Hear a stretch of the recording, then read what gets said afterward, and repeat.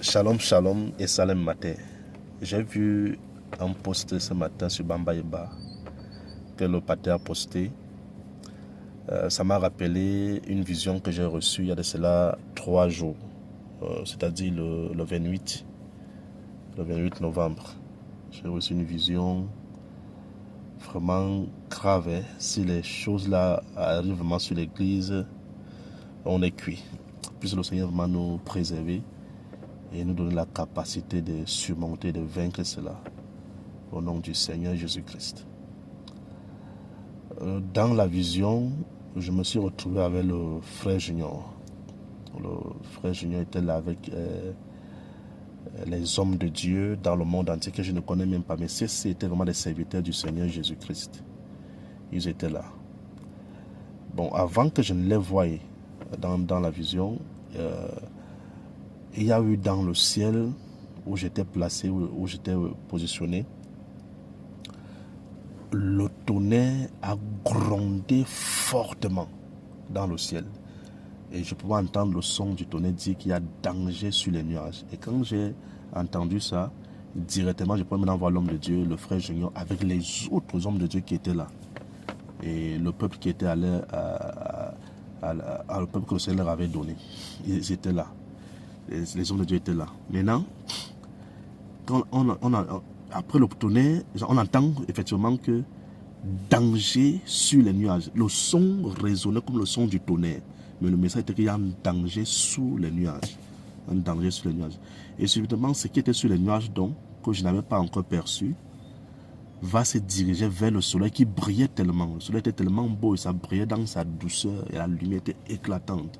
Ça éclairait les hommes de Dieu qui étaient là et le peuple qui était là.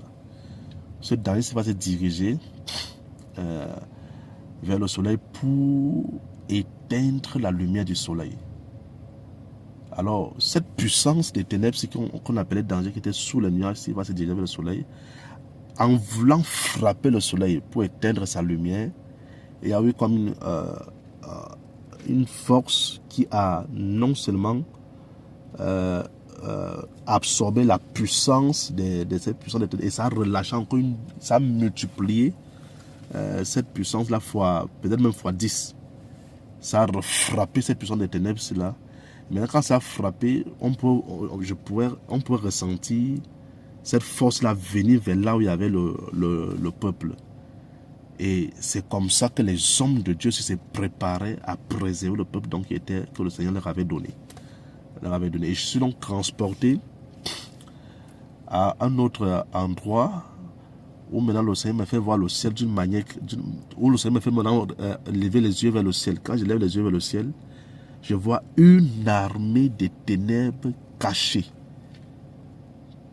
sous les nuages. En ce moment-là, les nuages s'ouvrent, je les vois, je les contemple véritablement, je vois leurs armées, leurs armes, des armes tellement sophistiquées qu'on n'a même jamais vu ça dans notre temps-ci, tellement sophistiquées. Alors, je pouvais voir ces démons-là descendre. Ces démons-là descendre dans cet endroit, ils descendaient. En une fraction de seconde, comme ils sont descendus là, ils avaient des formes bizarres. En une fraction de seconde, ils ont égorgé plus de 20 personnes. En une fraction de seconde, ils ont égorgé plus de 20 personnes sur place. Le sang coulait. Et ils sont descendus effectivement pour égorger, tuer. Comme les Saintes Écritures comme le Seigneur avertit le peuple dans les Saintes Écritures, en disant que l'ennemi ne vient que pour égorger, tuer et voler. Et effectivement, c'était ça qu'ils sont venus faire, égorger. Ils ont égorgé plus de 20 personnes sur place et je pouvais voir comment d'autres personnes étaient liées par certaines lianes bizarres qu'ils avaient. Pas des cordes, pardon, j'appelle ça lianes. Pas des cordes qu'ils avaient, ils liaient certaines personnes. Je ne sais pas ce qu'ils faisaient d'eux. S'ils voulaient les embarquer ou ils faisaient quoi, non, mais il y avait des personnes liées également qui laissaient dans leur passage. Alors, je suis encore transporté pour revenir là, il y avait l'homme de Dieu, le frère Junior. Et là-bas, pendant le moment que j'arrive, il donne des ordres. Il donne les ordres en disant combattez. Et quand il dit combattez, il réveillait tout le monde qui était à ses ordres, que ne croisez pas les mains, combattez. Quand vous combattez, regardez devant et avancez. Ne restez pas derrière. Combattez et avancez. Il était vraiment sévère. Lui-même, il combattait. Il combattait avec nous. Il protégeait les uns.